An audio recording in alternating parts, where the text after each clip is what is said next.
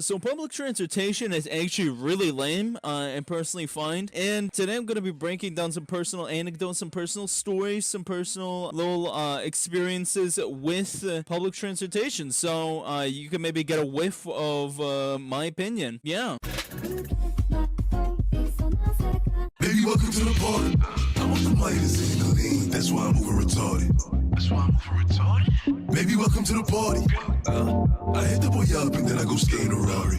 Baby, welcome to So my number one point I'm going to mention is smelly people. Now, on the bus, if you have never gone on public transportation, which is honestly a fucking blessing for you, there are lots of people who smell and reek of cigarettes, cum, shit, ass. There's just like so many people on there that just reek of so many different things, and none of them, I swear, none of them put on deodorant, except me, of course. But like for example, the other day I went into the bus, I was having a great day, I just needed to take the bus down to like a place near me. And so basically I go on the bus, I go to the back of the bus because I don't know, I'm fucking cool. And then I see this chick sitting across from me. And I start getting a whiff of this really bad smell, this reek, bro. And I start looking around. You know when you smell something bad, you want to look around to see where that bad smell is coming from. And so I look over at the lady, and this excuse me, this woman, or at least someone who was pretending to be a woman, had her whole out in the open, if you get what I'm saying, like the whole hoo-ha sticking out. And so basically I was like, excuse me, your pants seem to be kind of ripped, particularly around the middle section. And so this lady looks at me, and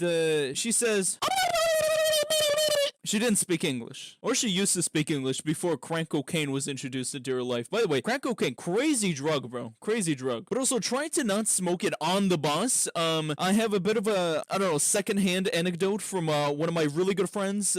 He was on the bus about, I don't know, like a month or two ago. And there was this sort of older gentleman sitting on the back of the bus. And they just pulled out a crack pipe and lit it up on the bus. Like, okay. But then again, the bus driver did say make yourself at home, so his fault if he didn't want the guy to smoke crack cocaine on the bus. So yeah, also awkward conversations on the bus. Those are really disgusting when like someone tries to talk to you and they like don't know how to make conversation, but they started the conversation, so like you don't know how to end it. Like they're just like, hey, and you're like, yeah, and they're like, good weather. You're like, for real, for real, for real, for real. That's crazy, bro. They're like, yeah, you know, back in my day, oh, listen, we used to take the car out on a drive, on these sort of days.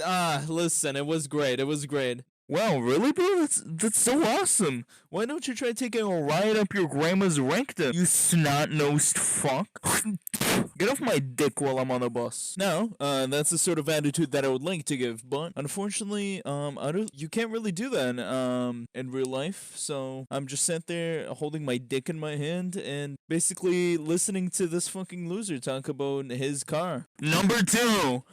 Late night buses. Now, late night buses are pretty cool. I like going out at night and taking the bus. It's a really cool atmospheric moment. The night lights and air and everything just create for like a very calming atmosphere. But not in bad neighborhoods. In bad neighborhoods, I'm nervous as fuck. Specifically, there's lots of, how should we call them? Unconsented entries in our area. So, I don't know, my ass is kind of fat, so that might make me target. But anyways, the point is, late night buses, you go on the bus, people are coming back after work. It's a very calm atmosphere. But you start looking at these people. You start looking around. You get out of your phone for a second. You look around at society.